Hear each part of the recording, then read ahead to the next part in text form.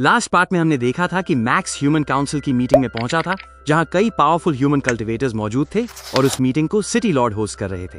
वहीं पर city Lord ने सबको एक बड़ी खबर दी, जल्द ही प्राइमोर्डियल स्टार खुलने वाला है।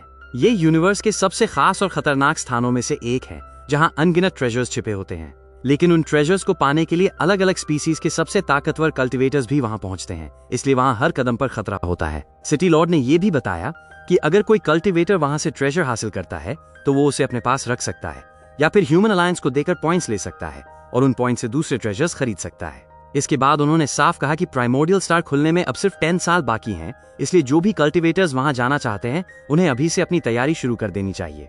अब आगे तो एपिसोड 213 की शुरुआत वर्चुअल यूनिवर्स के थंडर आइलैंड से होती है। वहां मंकी सीनियर, मैक्स और उसका एक दोस्त आराम से बैठकर ड्रिंक कर रहे थे। बातों बातों में मैक्स का दोस्त मंकी सीनियर से कहता है, क्यों ना हम दोनों साथ में प्राइमोर्डियल स्टार चलें? ये सुनकर मंकी सीनियर सिर हिलाते हुए कहते हैं, मैं वहां नहीं जा रहा, अभी मेरी स्ट्रेंथ उस जगह के लिए काफी नहीं है। इसी दौरान वहां मास्टर जियूजियान आ जाते हैं। मैक्स उन्हें सम्मान से ग्रीट करता है, लेकिन जियूजियान कुछ देर तक चुप रहते हैं। तभी मैक्स का दोस्त मजाक में कहता है, लगता है आप यहाँ मैक्स से कोई टॉप टियर ट्रेजर लेने आए हैं। इस पर जियूजियान सीधे जवाब देते हैं, हाँ, मुझे एक पावरफुल बैटल आर्मर चाहिए। अगर मैक्स मुझे वो आर्मर उधार दे दे तो प्राइमोर्डियल स्टार से लौटने के बाद मैं उसे बदले में 10 हैवी ट्रेजर्स दूंगा। चाहो तो हम इसके लिए कॉन्ट्रैक्ट भी बना सकते हैं। ये सुनकर बबाता तुरंत कैलकुलेट करते हुए कहती है, 10 हैवी ट्रेजर्स, ये बहुत अच्छी डील है। इसी समय वहाँ ग्वे भी आ पहुंचते हैं। मैक्स उन्हें भी ग्रीट करता है। ग्वे मुस्कुराते हुए कहते हैं, लगता है जियूजियान भी यहाँ ट्रेजर बोरो करने आए हैं। वैसे मैं भी एक सोल टाइप ट्रेजर लेने आया हूँ। अगर मैक्स मुझे वो दे दे तो मैं लौटकर 3 ट्रेजर्स दूंगा। ये सुनकर बबाता सोचते हुए कहती है, 3 ट्रेजर्स भी बुरी डील नहीं है, लेकिन जो सोल टाइप ट्रेजर ये मांग रहे हैं वो स्टार टावर से जुड़ा है। अगर कोई दूसरा उसे अपनी सोल में मर्ज करने की कोशिश करेगा तो उसकी जान जा सकती है, इसलिए बेहतर होगा कि तुम जियूजियान का ऑफर एक्सेप्ट कर लो। कुछ पल चुप रहने के बाद मैक्स दोनों की तरफ देखकर कहता है, आप दोनों के ऑफर अच्छे हैं, लेकिन मैं भी प्राइमोर्डियल स्टार जाने का प्लान बना रहा हूँ, इसलिए मुझे अपने ट्रेजर्स की जरूरत पड़ेगी। ये सुनते ही सब चौंक जाते हैं। मंकी सीनियर गंभीर होकर कहते हैं, तुम्हें पता भी है वो जगह कितनी खतरनाक है? मैक्स शांत स्वर में जवाब देता है, मुझे पता है, फिर भी मैं वहां एक बार जाना चाहता हूँ। मंकी सीनियर कुछ देर तक उसे देखते रहते हैं, लेकिन कुछ नहीं कहते। तभी मैक्स का दोस्त हंसते हुए कहता है, अच्छा हुआ तुमने बता दिया, मैं भी तुमसे ट्रेजर बोरो करने वाला था, अब ऐसा नहीं करूंगा। इसके बाद वो कहता है, चलो सब मिलकर ड्रिंक करते हैं। ग्वे ई तुरंत मान जाते हैं, लेकिन जियूजियान को कहीं और जाना था, इसलिए वो वहां से निकल जाते हैं। बाकी लोग बैठकर ड्रिंक करने लगते हैं। कुछ देर बाद मंकी सीनियर और मैक्स अकेले बैठे थे। मंकी सीनियर गंभीर स्वर में कहते हैं, प्राइमोर्डियल स्टार पर हाई लेवल यूनिवर्स वेनरेबल तक मारे जाते हैं, क्या तुम सच में वहां जाने के लिए तैयार हो? मैक्स बिना हिचक के सिर हिलाता है। ये देखकर मंकी सीनियर कहते हैं, ठीक है, अगर तुमने फैसला कर लिया है तो मुझे तुम पर भरोसा है, लेकिन अपनी सेफ्टी का ध्यान रखना। मैक्स चुपचाप आसमान की ओर देखता है और मन ही मन सोचता है, अब समय आ गया है, मुझे एम्परर यान से अपना कैलामिटी बैटल आर्मर वापस लेना होगा। असल में स्टार टावर के ओनर के 2 ही स्टूडेंट थे, एक मैक्स और दूसरा एम्परर यान। जब ओनर ने मैक्स को ट्रेजर दिया था तब उन्होंने उससे कहा था कि कुछ समय बाद वो एम्परर यान के पास रखा अपना दूसरा ट्रेजर यानी कैलामिटी बैटल आर्मर वापस ले सकता है, और अब मैक्स उसी आर्मर को लेने की तैयारी कर रहा था। उधर मैक्स के प्राइमोर्डियल स्टार जाने की खबर फैल चुकी थी। कई कल्टिवेटर्स इस बारे में चर्चा कर रहे थे। एक कल्टिवेटर कहता है, ब्लेड रिवर किंग अभी सिर्फ अनडाइंग लेवल पर है, अगर उसका सामना किसी दूसरी स्पीसीज के पावरफुल वॉरियर से हो गया तो वो मारा जाएगा। दूसरा कल्टिवेटर गंभीर स्वर में जवाब देता है, उसकी मौत से फर्क नहीं पड़ता, लेकिन अगर उसके पास के टॉप टियर ट्रेजर्स दूसरी स्पीसीज के हाथ लग गए तो ये पूरी ह्यूमैनिटी के लिए खतरा होगा, तब वो एक पापी कहलाएगा। इधर मैक्स अपनी जर्नी शुरू करता है। एक स्थान पर पहुंचकर बबाता उसे बताती है, एम्परर यान की टेरिटरी यहाँ से बहुत दूर है। मैक्स शांत स्वर में कहता है, मेरे पास एंशिएंट गैलेक्सी शिप है, शायद हम जल्दी पहुंच जाएं। इसके बाद मैक्स अपनी शिप बाहर निकालता है और जर्नी शुरू कर देता है। सफर के दौरान बबाता उत्साहित होकर बताती है, ये सच में टॉप टियर ट्रेजर है, इसकी स्पीड लाइट स्पीड से 800 गुना तक पहुंच सकती है। तेज रफ्तार से सफर करते हुए लगभग 3 महीने में वे उस क्षेत्र तक पहुंच जाते हैं जहां से एम्परर यान की टेरिटरी शुरू होती थी। वहां पहुंचकर मैक्स सोचते हुए कहता है, पहले यान ट्राइब और अर्थ के ह्यूमंस का ओरिजिन एक ही था, लेकिन अचानक उन्होंने ह्यूमन रेस से नाता तोड़ लिया। मैं जानना चाहता हूं कि अब वे लोग कैसे जीते हैं। बबाता तुरंत उसे चेतावनी देती है, यह मत भूलो कि ह्यूमन रेस से अलग होने के बाद उन्होंने कई बार हमारे दुश्मनों के साथ मिलकर ह्यूमंस पर हमला किया था, तुम्हें सावधान रहना होगा। मैक्स सिर हिलाते हुए कहता है, मैं सावधान रहूंगा, लेकिन मुझे नहीं लगता एम्परर यान अपने मास्टर स्टार टावर के ओनर की बात टालेंगे, और मैं ये भी जानना चाहता हूँ कि आखिर ऐसा क्या हुआ कि वे हमारे दुश्मन बन गए। उधर एम्परर यान के विशाल पैलेस में वो अपने सिंहासन पर बैठा था, चारों ओर उसके सोल्जर्स खड़े थे। उसी समय उसे पता चल जाता है कि मैक्स उसकी टेरिटरी में आ चुका है। वो ठंडी हंसी के साथ कहता है, मैक्स लगता है ह्यूमंस के साथ रहते रहते तुम भूल गए हो कि कैसे उन्होंने तुम्हारी अर्थ तुमसे छीन ली थी। ह्यूमंस तब तक ही अच्छे होते हैं जब तक तुम उनके लिए मरने को तैयार हो। इसलिए मैं कैलामिटी बैटल आर्मर को ह्यूमंस के हाथों में नहीं जाने दूंगा। इसके बाद एम्परर यान अपनी टेरिटरी में एक विशेष स्पेस टेक्निक एक्टिवेट कर देता है।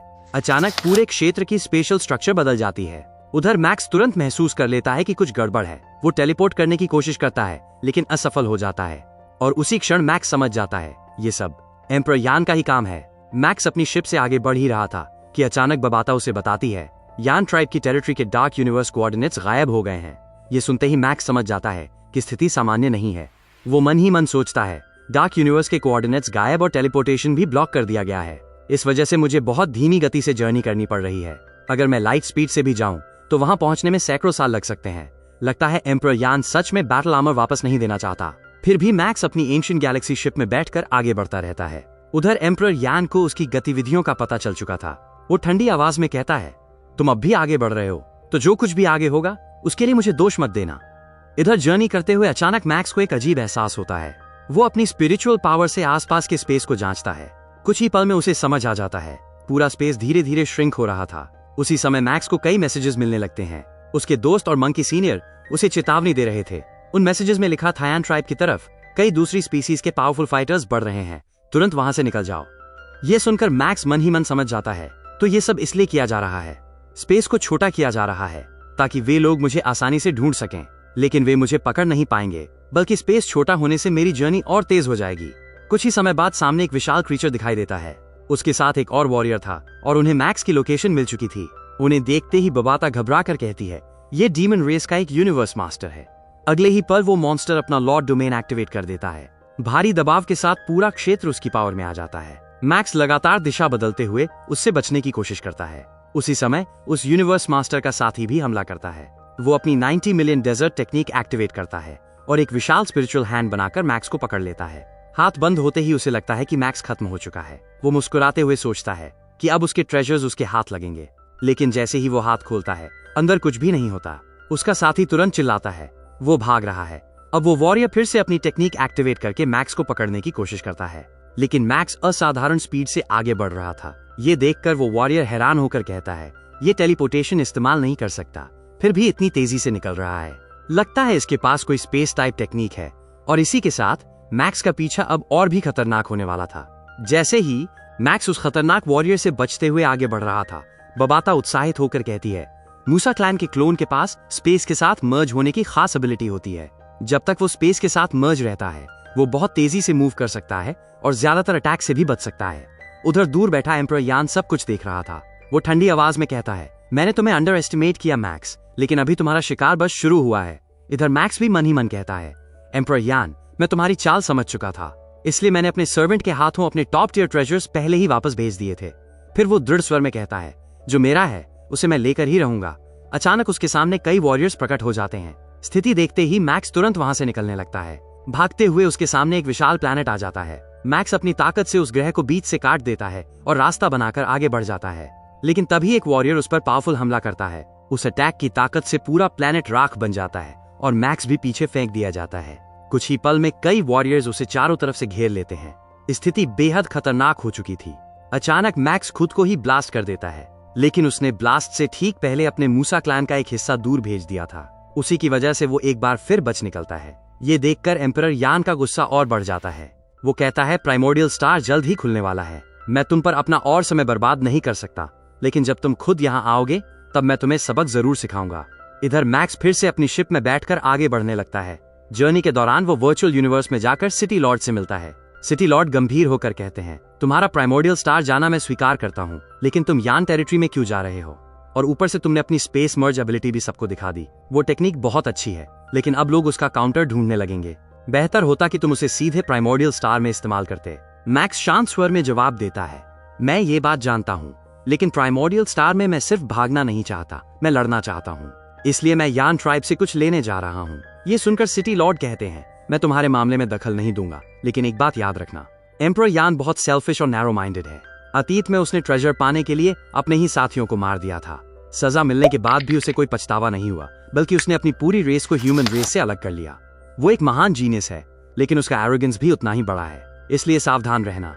इसके बाद मैक्स वापस रियल वर्ल्ड में लौट आता है। कुछ समय बाद वो एम्परर यान के विशाल पैलेस के पास पहुंच जाता है और ऊंची आवाज में कहता है, एम्परर यान, बाहर आओ, मुझसे मिलो। ये सुनते ही कई सोल्जर्स गुस्से में वहां आ जाते हैं। वे चिल्लाकर कहते हैं, तुम्हारी हिम्मत कैसे हुई इस टेरिटरी में आकर ऐसा बोलने की। लेकिन उसी क्षण एम्परर यान खुद उन्हें रोक देता है। वो हाथ उठाकर रास्ता खुलवा देता है और कहता है, उसे आने दो, मैं उसी का इंतजार कर रहा था। अब मैक्स सीधे पैलेस के अंदर प्रवेश करता है और इसी तनाव भरे पल के साथ एपिसोड 213 यहीं खत्म होता है।